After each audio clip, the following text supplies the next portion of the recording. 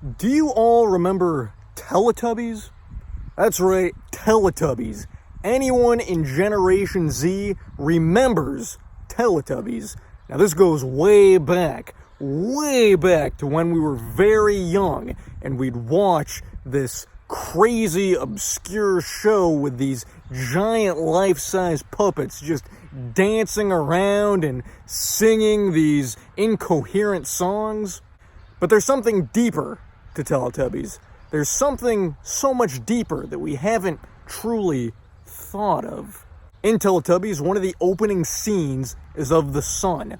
And in the sun, there is a baby's face in there. Now, we don't often think about what that means. Especially back then, maybe we thought, oh, it's another baby watching the show just as I am. But through the years, we forget about that. We don't think about what that truly means. But this is the symbolism behind what that means. That baby's face in the sun, sure enough, does represent us watching what is happening in Teletubby land. Now, why in the sun? Because the sun represents a portal.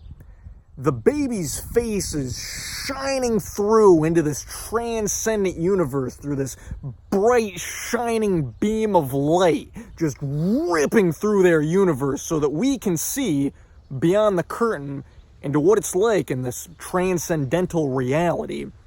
So, given that, there are portals everywhere.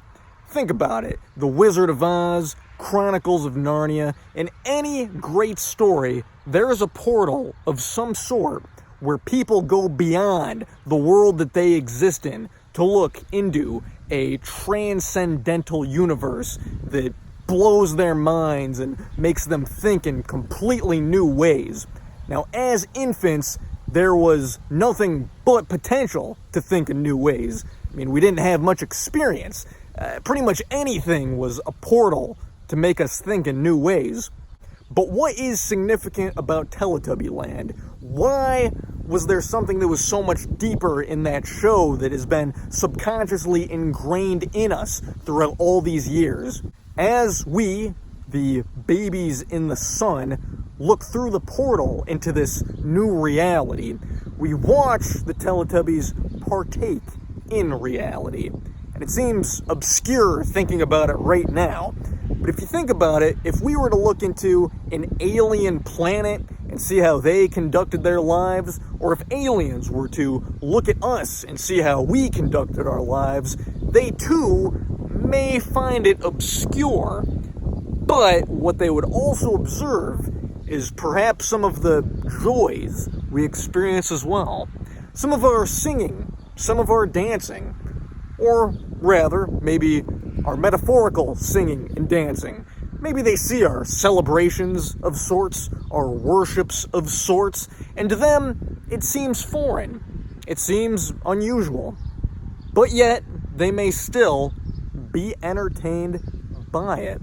So the Teletubbies partake in the obscurities and the joys of reality. And as we, the aliens, gaze into that reality, we take something from it. We learn from it.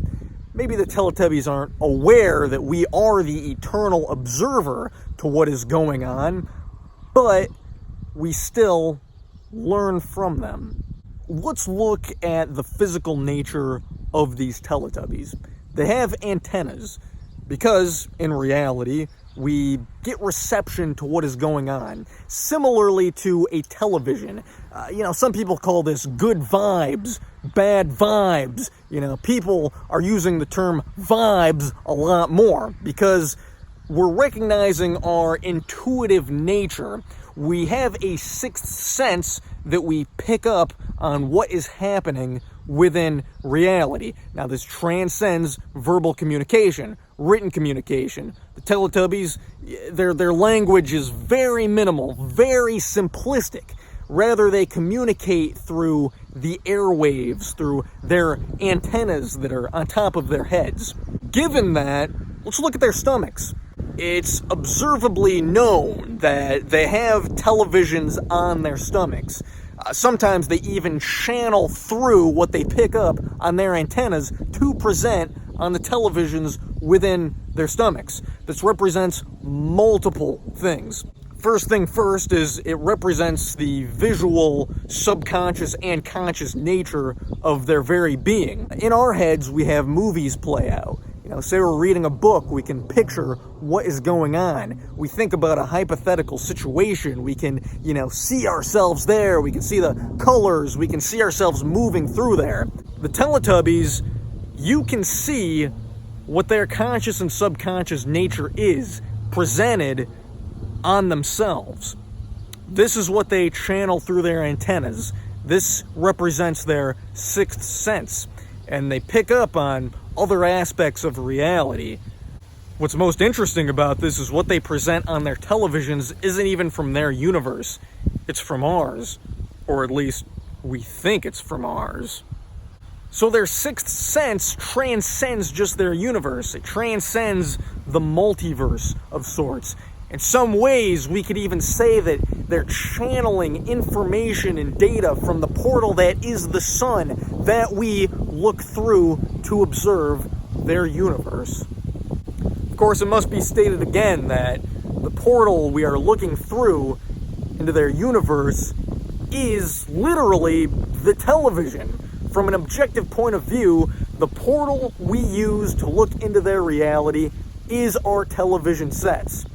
So, we see that they have televisions on their stomachs. This represents the ultimate portal. Perhaps, in this sense, it would be the depiction of the soul. In many religions and mythologies, you have the halos and the dots on the faces to represent the third eyes. For the Teletubbies, this was the television, the screen, the channeled reception. In our esoteric sacred texts, we had what was called Immaculate Conception. In Teletubby land, they have what is called Immaculate Reception. So, while the Teletubbies may seem obscure and corny and something that may just be for young children adapting to the nature of the universe, there's something so much deeper to the Teletubbies. There is so much symbology within that show, so many metaphors. It's a story that goes deeper, way deeper than we could ever imagine. And it leads us to think, what portals are we looking through right now? What other universes are we observing? And in another idea, what portals are observing us?